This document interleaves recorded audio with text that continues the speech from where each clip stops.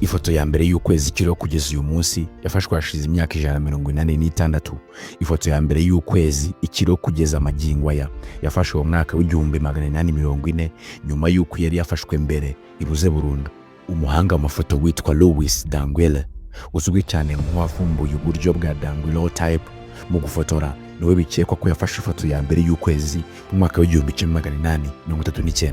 Ariko rero ibyari muri laboratwari ye byaje gushya mu nkongi y'umuriro, bituma amafoto n'ubushakashatsi bwe bwose bitakara burundu, harimo n'iyo foto ya mbere y'ukwezi. Muri icyo kibazo umuhanga w'umunyamerika witwa John William Draper niwe wafashe indi foto y'ukwezi mu mwaka w'1840, ari nayo ubu ifatwa nk'ifoto ya kera y'ukwezi igihe ari kugira uyu munsi.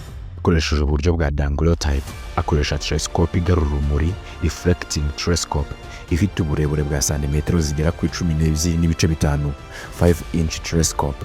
Ifoto yafashwe mu gihe kirekire cy'iminota 20 kuko ikoranabuhanga ryo gufotora ryari rigitangira kandi ridateye imbere nk'iryo. Yereranyije ifoto yo mu 1840 n'amafoto y'ukwezi afatwa n'abafotora b'iki gihe harimo nka Andre McCarthy ndetse na Canon Mathena, bigaragaza neza uburyo ikoranabuhanga n'ubumenyi mu gufotora ikirere byateye imbere cyane mu myaka irengeje n'ishize.